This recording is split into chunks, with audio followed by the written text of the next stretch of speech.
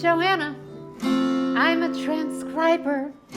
That means I listen and type out what I hear. And I love New York City with every fiber. And it has made me who I am, that's clear. But it's a passage that needs a rewind, consideration, and sometimes a pause.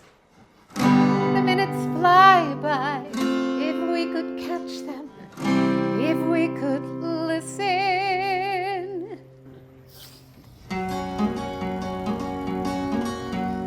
If you need your voices typed and you need them fast, we are here for you. Our worker pool is vast. Choo-choo, listen to the Transcribers Express.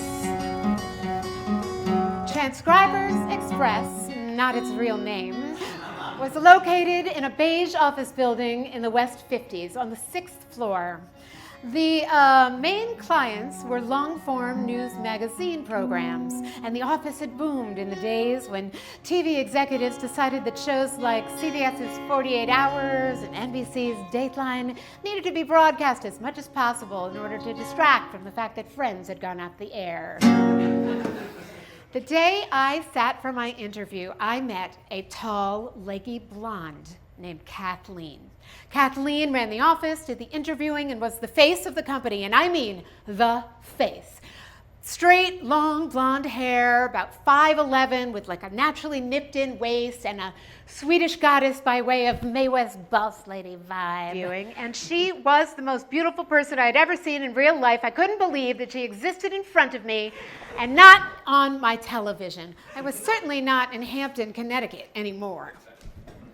I explained to Kathleen that I had learned to transcribe at a temp job in Cincinnati, and she explained to me how this job works. Transcribers are given tapes. Using a machine and pedal, transcribers type as much as they can and are free to leave the office at any time. Chairs and computers are not assigned, and tapes are given to the first transcriber whose name comes up in a queue. The faster you are, the more money you'll make. Now, this is important. You will never receive a raise in page rate. Never. So, after a while, some transcribers can get bitter. Not me, I told Kathleen. That will never be me.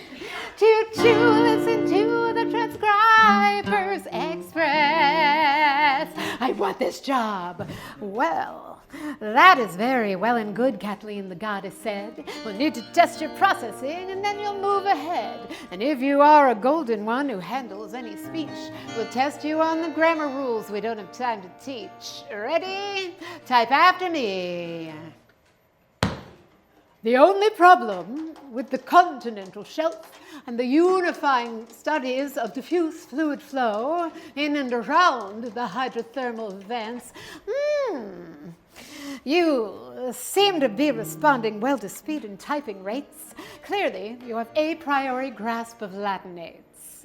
But how are you at punctuating members of the press whose sizes of IQs are smaller than their size of dress? Ready? Type after me. Every woman deserves to feel super hot. And what you need is to uplift and separate. Shabam! You know, those are going to get you that extra drink at the bar. That's right, Joanna. We do put a hyphen in super hot. Now, Joanna, while your business and our fashion clients wane, you'll find we're never short of abject misery and pain. So that's what I did. It wasn't a hard decision. Most of my friends didn't know what to do with themselves, and I knew right away. I had a job to go to. I almost felt like the entire country needed me. We woke up in the city, we heard what had happened, and we turned on our TV, or we were there, we were scared, we were dusty and frightened. We turned on our TV, our families in Omaha, Miami, Salt Lake City turned on their TV, and the news ran for 93 hours. Can you believe it? Nothing more to see. And I was a part of it. Some of us wanted to help, so know who to blame, who to fight against. That was on TV. Some of us wanted to show you the face of our friend who was up in the towers. Look at this flyer and say, have you seen him? I'll post it on fences, but chances are higher if I get him on TV. And I was needed. You do cry when you're transcribing, you know, you cry a lot, and you feel it was unbelievable. I couldn't believe it. It's hard to express. Give me a minute, please.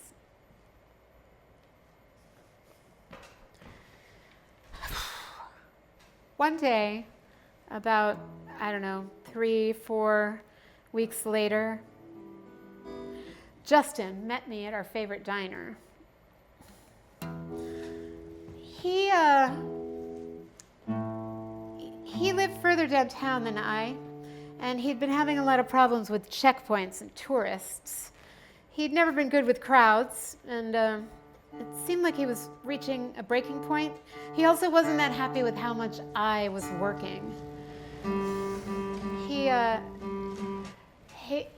a tell. His eyes would darken that blonde when he had something serious on his mind.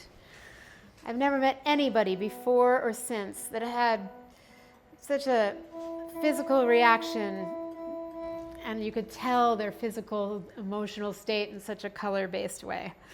It turns out he wanted to talk about Minneapolis.